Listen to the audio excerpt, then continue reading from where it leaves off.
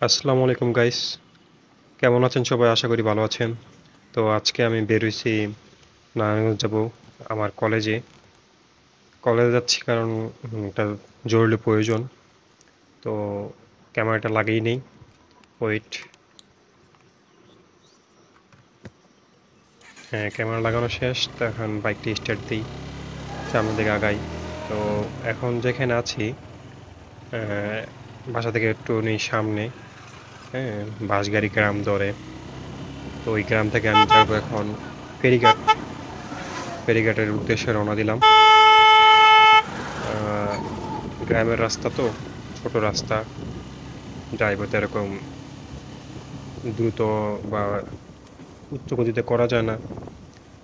আহ, 30 30 40 এরকম গতিতেই ড্রাইভ করতে হয়। আর এই রাস্তার মধ্যে তো বেশি একটা বড় গাড়িও থাকে না, টুকটাক অটো রিক্সা, তারপর মাইক্রো বা ছোট মিনি ট্রাকগুলা, এগুলাই বিশেষ করে এইসব রাস্তায় চলে গ্রামের, ছোট আঁকাবাঁকা রাস্তাগুলা। তো রাস্তাটা কিন্তু অনেক আঁকাবাঁকা, সাপের মতো কুণ্ডুলি পাচা রাস্তাটা। আহ, এই আর কি। মসজিদটা কিন্তু সুন্দর, দেখাতে পারলাম না, সরি, ফ্রেমের মধ্যে।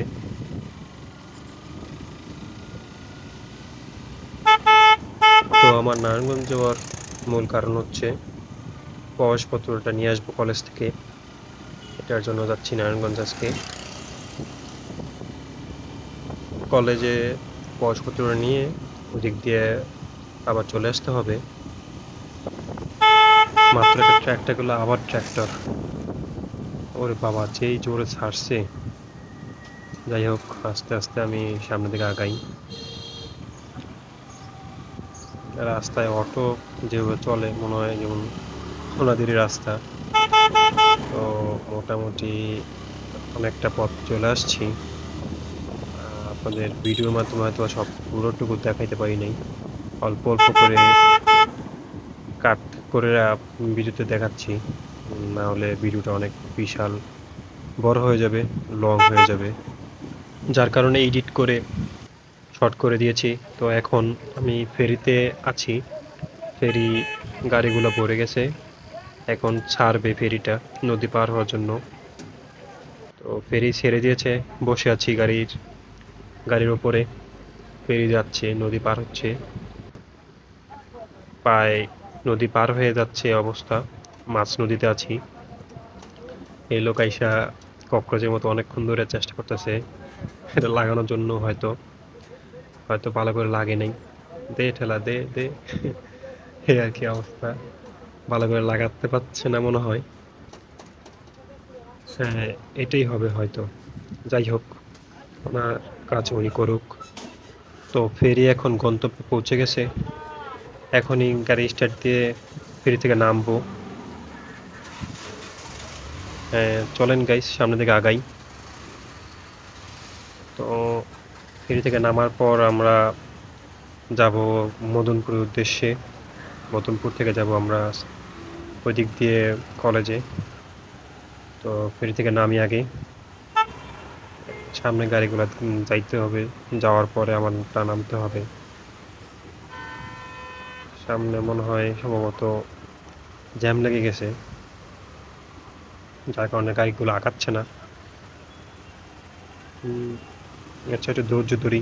হুম, তো আমি পাশ কাটিয়ে বাম সাইড দিয়ে চলে যাচ্ছি, যত দ্রুত ফেরি থেকে নামতে পারি আর কি। হ্যাঁ, তো নামা শেষ ফেরি থেকে। এখন আমি রাস্তায় উঠবো। সামনে জোড়া দেখা যাচ্ছে, 4B, মানে খাড়া টান, সাথে আবার পাখি। খালা, আহ, বাঁশি দিলে শোনে না। যাই হোক, 4B সাথে মনে হয় না পারবো। পিছনে যেহেতু মেয়ে আছে, মেয়ে থাকলে বাইকের টান মনে হয় একটু বেশি ওঠে। দেখেন কি অবস্থা! ওরে বাবা, টান রে, ওরে টান! ওই দেখেন, টানের টান তো 100 100। পিছে মায়া থাকলে মনে হয় বাইকের স্পিড একটু বেশিই থাকে, উড়া দুরা। আমার টানটা একটু দেখাই দিই। যাই হোক, আমি ওদের সাথে পাল্লা দিয়ে না চালাই, আমি সেফ ড্রাইভ করি, কারণ যত গতি তত ক্ষতি। তো আমি সেফ ড্রাইভ করি, এটাই ভালো হবে। এখানে মনে হয় পুলিশ গাড়ি আর কি চেকিং করতেছে কোনো অবৈধ মালামাল যাচ্ছে কিনা। তো আমাকে সিগন্যাল দিয়েছিল ফার্স্ট টাইম, পরে বললো যান চলে যান, আমিও চলে যাচ্ছি। ওই যে দেখছেন, মেয়ে মানেই খাড়া টান, মেয়ে আছে তো বাইকের টানই অন্যরকম। দেখি আমি ওনার পিছে পিছে কতটুকু যেতে পারি, ওনার কিরকম টানতে পারে দেখি। তো মেয়ে নিয়ে মনে হচ্ছে যেমন পালায় যাচ্ছে এরকম একটা অবস্থা। মেয়ে পিছনে বললে মনে হয় বাইক টানতেই মজা লাগে বেশি নাকি? আপনাদের কি মতামত গাইস? যাই হোক, ওনার সাথে তো মনে হয় পারবো না। ওই যে টান কিভাবে টানতে আছে দেখেন, পাগলা টাইপের টান। যাক, ওনাকে ছাইড়ে দেই, ওনার পিছু পিছু যায় শুধু শুধু দুর্ঘটনা ঘটানোর ইচ্ছা নাই। তো এখন মেইন রাস্তায় চলে আসছি, শাখা রাস্তা দেখে। মেইন রাস্তা দিয়ে গাড়ি মোটামুটি একটা মিডিয়াম স্পিডে চালাচ্ছি, বেশি হাই স্পিডে চালাচ্ছি না।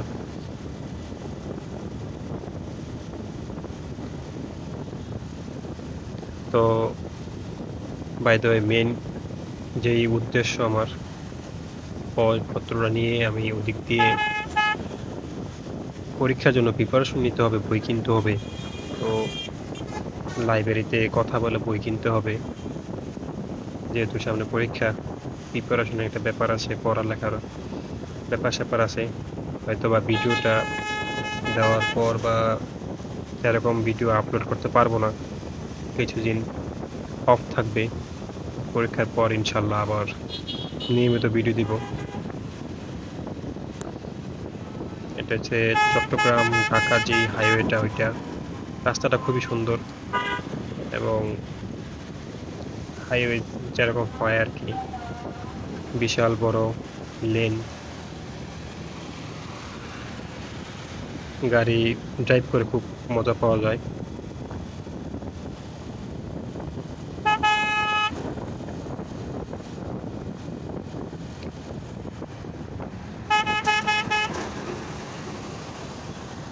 তো সামনে যেটা দেখতে পাচ্ছেন এটা হচ্ছে চেকপোস্ট। এখানে পুলিশ চেক করে কোনো অবৈধ মালামাল যাচ্ছে কিনা। সামনে তো দেখা যাচ্ছে দুই দিকেই গাড়ি, আমি যাব কোন দিক দিয়ে? তো ডান দিক দিয়েই ওভারটেকিং করি, যেহেতু গাড়িটা বামে গাড়ি আছে, ডান দিকে দিয়ে আমি রাস্তাতে বেরো যাই। আরে সিমেন্টের গাড়ি হট করে ঢুকে দিল। যে যাই হোক, আমি বামে গাড়িটা চলে যাই।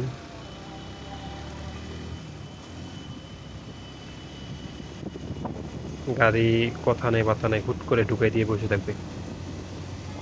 কোনো একটা সমস্যা হলে বলবে বাইকারের দোষ, বাইকারের কারণেই সমস্যাটা হয়েছে, ওনাদের কোনো দোষ থাকে না, এরকম একটা অবস্থা।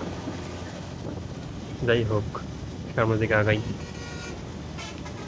তো মোটামুটি আমি প্রায় কলেজের কাছাকাছি চলে আসছি। কলেজে প্রায় আর অল্প একটু জায়গা বাকি আছে। এটা হচ্ছে কলেজের সামনের যেই হাইওয়েটা, ওইটা। তো মোটামুটি আমি চলে আসছি, অল্প একটু জায়গা বাকি আছে।